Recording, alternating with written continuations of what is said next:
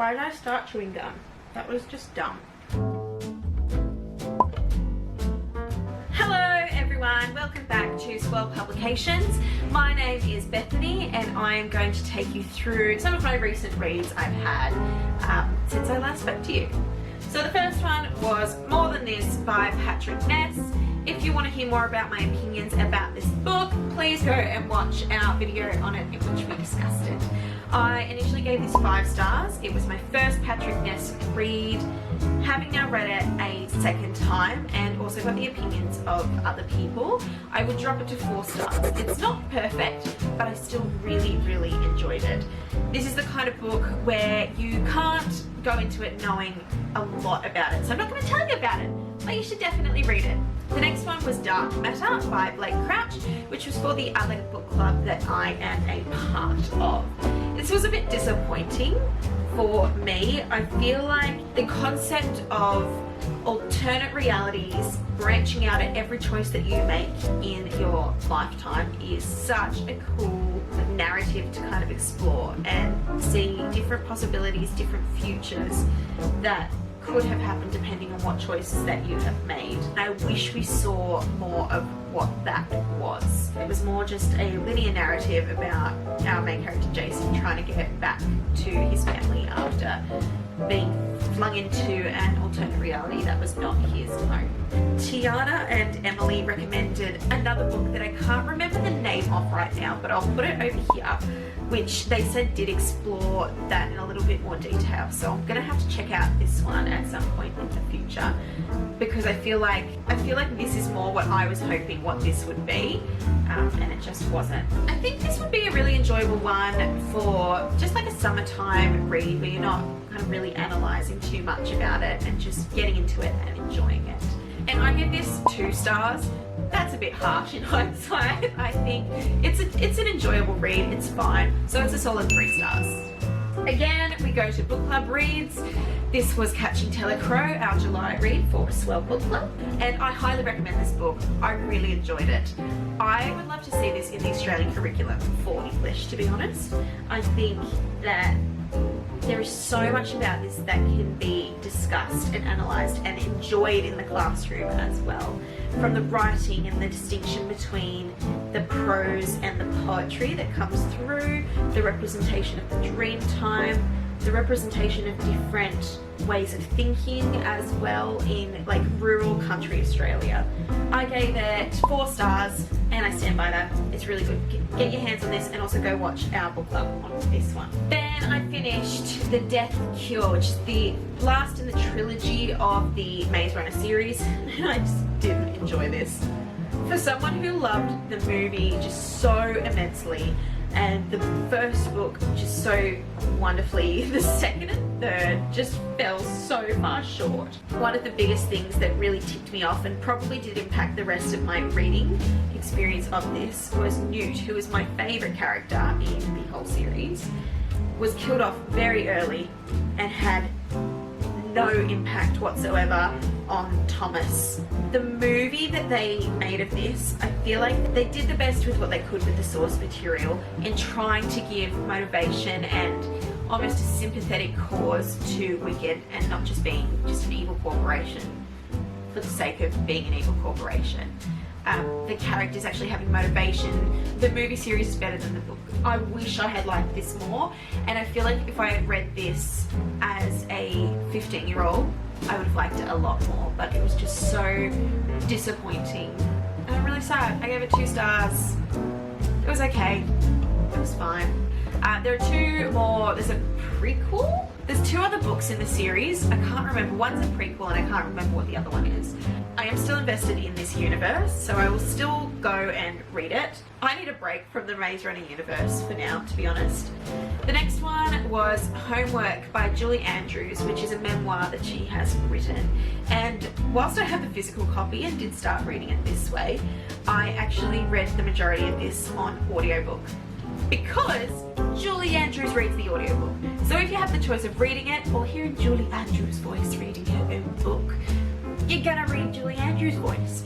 And I don't think enjoyment is the right term for my experience reading this book, but I really was so invested in hearing about her opinions as a female working in a very male-dominated society, hearing her opinions about her experience having grown up as a child actress into adulthood, the way that she balanced family life with her work and her art. If you are a fan of Julie Andrews, definitely check this one out, and I would highly recommend reading the audiobook. Hearing her narrative in her voice really brings a nuance to the reading experience that I enjoyed.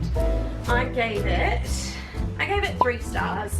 I think I'd probably stick by that. I am someone who prefers reading fiction to non-fiction anyway, but I think what it was missing, almost that entertainment value, which I wanted, but still really interesting and definitely worth checking out if you're a fan of Julie Andrews. Next was Circe by Madeline Miller. I wasn't the biggest fan of this, I'll be honest. This is a book for people who like wordy literature, because there is some really, really cool writing, and the concept of taking this more obscure character from the Greek pantheon and filling it with characters that we kind of do know well, and hearing her interpretations of these characters was very cool. But overall, Circe is a really dislikable character. I wasn't rooting for her to win or to succeed, but the writing was beautiful. If you like kind of more over-the-top wordy writing, there is some really beautiful, beautiful moments in here. I gave this 3 stars. If I could give another star for the pretty cover, I probably would, because it's gorgeous. At this point, this is where we entered the Reading Brush Challenge for 2020, which I signed up with like 24 hours until it began, and I was so invested in this idea. I love the concept of being able to join with other readers from around the globe and just know that there are thousands of other people out there doing the same thing as me and working towards the same goals. I picked my reading list, but I was also very, very busy and very, very stressed. With that being said, I did manage to read 5 books in 7 days, over 1,376 pages, which is phenomenal for just like in general, let alone with how much stuff I had going on at this point in time. So the first one was Children of Blood and Bone by Tomi and Adeyemi. This was our book for my other book club that I'm part of, and I picked this one to fulfill the badge for book that I first touched. I read like 60% of the book already, so my hands were already touching the book. So I just finished the last kind of 200 pages towards the challenge. And this is one we picked because it is a young adult fantasy novel, but told in a very Africanized world, and so that played a massive, massive part in the culture and the language of reading this. So I read about 80 pages of the book and really, really struggled. So I ended up downloading the audiobook and got a very, very different reading experience. I kind of came out of this, I wasn't the biggest fan at the time. I remember not particularly enjoying it in the discussion. I was quite critical of it. But I think in hindsight, this book has stuck with me. And I think a big part of that is that the whole book is an allegory for racism in our contemporary society. There's literally a excerpt at the back that Tomi has dedicated to stories of victims of like police brutality. It's a very, very important topic that we should not let fall to the wayside. I think a big part of the reason it stuck with me is because it challenged my personal biases and my viewpoints as someone who is Caucasian and who cannot relate to these instances going on. I want to be an ally, and you know, reading books like this, fantasy books that represent real people, I think is a very important way that we can be educating ourselves doing that. The magic element of this was really, really cool. I liked the way that it was written. My favourite character, I have a type, clearly. Anan was my favourite character. He's the prince of this country who ends up falling for Zayli, who's our main character, and has magic, which is very, very frowned upon in the world in which we enter. And Anan has this journey where he's dealing with what he's been taught growing up in a very patriarchal society, especially as the person who will take on the mantle of king one day. So we have him and his history of that kind of going on. We also have his love story with Zayli and the way in which he's trying to bridge these two opposing sides is just, it was wonderful. I know that some of the other people in the book club didn't like Anan, but I absolutely adored him. Zaylee I didn't like, I thought she was really annoying. But I was also really rooting for her to get together with Anan at the end.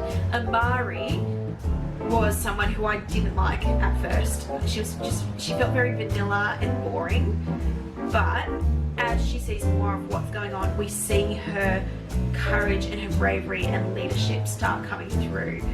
I would like to give the second book a go. I will read the audiobook of that one as well because the performance was brilliant. And I think Amari has a lot more growing to do as a character. So I don't want to pass judgment on her yet because she grew a lot on me in those last few chapters. I gave it 3 stars. I think I went up into 4 stars in hindsight. I think I was a little harsh on it. And I think it's really important that we have more books like this that are representing cultures beyond just Western white society. I think it's very, very important, and we should all be doing better to read and represent different cultures like that. Then I read Cosmic Decay Contagion by Courtney Carr. And Courtney Carr is actually the ex-roommate of my current co-worker. So she bought me this because she knew that I had started Swell Publications with Ashley and Elly. It was really cool to read another self-published work of fiction that was published here in Canberra. This book is very, very simple, very easy to read. It's a book about zombies and aliens, and was just a bit of fun to read, to be honest. This fulfilled my badge for reading a book entirely outside of my house because I read this at work over 4 days lunch break. The next one, at this point in the challenge, I still had 3 other books to read, and I was on day 4 through the challenge, and I was just really struggling with motivation. So Elly suggested I read Strange Line Read by Haruki Murakami as a quick and easy read that could get me a badge, but also something to give me kind of a bit of a quick read, something I didn't have to, spend hours doing, and allowed me to kind of go and get some rest that night instead of reading till like 2 a.m. in the morning to try and achieve my goals. So this book fulfilled my badge for a book in a genre I've always wanted to read more of. And I don't know if genre is the right word, but we're going to take creative license here. It is written by a Japanese man translated into English, and I think that's really important to be diversifying the types of things I read. And so that's why I did it. Whilst I didn't love the overall narrative of this book, it was just kind of like a little bit boring, to be honest. The visual elements of the illustration and image that was included in the text played a massive part in the experience of reading it. And at Swell, we are really trying to push the ways in which we can use storytelling, and this certainly met that kind of vision that we have. So I gave it 2 stars, and I will stick with 2 stars because the plot just it's just nothing, to be honest. But I do wonder how much of the plot was impacted by things like mythology and legend that I am not educated about that would potentially change my opinion. Whilst I didn't enjoy it, I do think it's worth checking out. The next one I finished was The Toll, which is the final book in the Side trilogy. This fulfilled my badge for a book starting with the word the. So it's a 600-page book, which is like twice the size of a normal book that I would read. I know that some people out there are reading that, looking at 600 pages and going, yeah, that's fine, Bethany, what are you complaining about? But I don't read books that long. I don't like long form narrative. I lose concentration and I don't remember half the stuff that happens. I stand by with my opinion of Thunderhead that I was really disappointed that Rowan did not play more of an important role in the story because he was my favourite character. We got introduced to another character in this book, several characters actually, and so it really bothers me that when we've got a really interesting one whose perspective I want to see and is very important, and he's been there since the beginning, it's annoying that he gets sidelined compared to other characters. I also think that we went through all of this effort to bring Goddard back, and then he kind of just was a bit of a sideline character. He wasn't really a major player in the actual narrative. There are things that I didn't enjoy, but it finished the story well. It drew together some things. I think some of the things were a bit of a stretch that it brought together, but it did draw things together, and it finished the story in a way that was, quite fulfilling. So I'm glad to have finished it. I'm glad to have at least finished one series in 2020. And I did really enjoy the experience of it. I love Schusterman's writing and definitely want to read more of his works. I gave this 4 stars. I'll probably bring it down to 3 because, to be honest, I don't remember half of what was in this book. I had one more book to read for the reading rush, and that was Boy Swallows Universe, and that was a book with a cover that matches my birthstone. So I have a sapphire birthstone or an opal birthstone. So I was like, well, that kind of is like a rainbow of colours, and this kind of works. I read it on audiobook because it was on sale on the Apple book store. I really enjoyed this book. Again, it's another book by an Australian author, and it was just such a wonderful experience. I have a love-hate relationship with Australian fiction. I think so often it leans so hard into the literary side of it that you lose the entertainment and the enjoyment side of the book, and that was not the case with this one at all. At the time, I remember kind of having up and down feelings about it, but now, several months later, I have not stopped thinking about the book. I love the way that the vignettes that are in the earlier chapters come back to have importance in the later chapters. The actual writing was beautiful. Like, one of my criticisms of it is that obviously when I'm reading an audio book, I tend to be doing other things. I'm driving in the car to work, or I'm cooking, or I'm doing something else. My concentration is split. So it is something where I would like to read this book again one day, but the actual physical copy with the words in front of me, because some of the writing is absolutely beautiful, and I'd like to get the full kind of spectrum and enjoyment of this use of language. I gave it 4 stars. I would up it to 5. I haven't stopped thinking about this book since I read it. And that brought me to the end of the reading rush. I read 5 whole books in 1 week whilst working a full-time job and doing other commitments outside of work, which is just insane that I was able to accomplish that. I want to do it again next year, but I'm definitely going to try and either slow down and let myself just enjoy it for what it is, or take some time off so I can really grapple with the actual challenge of reading 7 books in 1 week. And at this point, I entered a massive reading slump. I've been involved with the Thornthwaite Inheritance, which is an original musical written by locals here in Canberra and produced here in Canberra, Australia, and it was a cool experience to be part of, but it took so much out of me. I literally had nothing left when I got home for night time, and I just didn't have it in me to pick up a book. So I had 2 months in which I read nothing, not 1 book, and it was it's disappointing for me personally, because that's something I really enjoy, but I think it's a really important lesson in you need to do what you need to do to look after yourself and your mental health, and if that means you need to take a break from things that you're putting pressure on yourself to do, then it's what you got to do. And that brought me up until the end of September, where I read The Night Circus by Emily Morgenstern, and this was our September read for our Swell book club. And no, this is our August read for Swell Book Club. Oh, that's a bit naughty.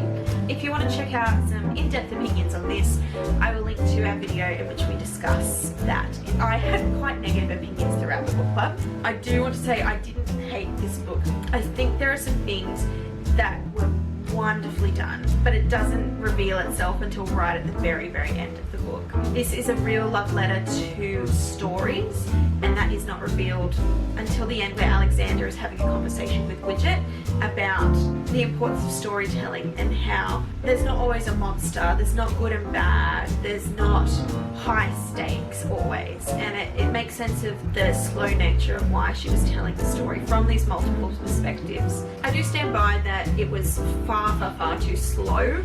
I don't think a book should take that long. I mentioned the same thing in my review of Station 11 by Emily St. John Mandel, and this suffers the same thing. Still beautifully written, well brought together, but yeah, needs to be a bit snappier and have a little bit more stakes to the plot, I guess, to be a bit more engaging. I think the biggest thing for me was hearing, not just from Elly, whose opinion I really highly value, but from so many other people. Like, as I was reading this, like at work, I'd go on my lunch break and I'd hear from so many other people that go, oh my goodness, I love this, that's my favourite book, blah blah blah. I had such high expectations, and I just kept reading and things just kind of weren't happening, and I didn't understand why. It was a very plot-driven narrative as opposed to a character-driven narrative. but the ensemble of characters are very, very cool. Whilst I said there were too many different characters' perspectives, I don't think I made clear my value of the ensemble of characters that we had and what they did bring to the narrative. This one I gave 3 stars. This one I gave 4 stars. I'm going to argue between 3 and 4 stars because it really shouldn't take that long to get to a point where it is brought together and enjoyable, but it really, really was done well. And that difference brings us to the end of this video. Thank you for staying and watching. I hope you enjoyed it. If you have any recommendations of books that you would like any of us here at Swell to read, please leave them down below. Make sure you subscribe and ring the bell for any future videos that we make. If you'd like to join a Swell book club, just head on over to Facebook, and we would love to have you as part of our book club family. And if you'd like to financially support us, please hop onto swellpublications.com and purchase a copy of I Love You More Than, our debut book. I will see you in the next video, everyone. Bye.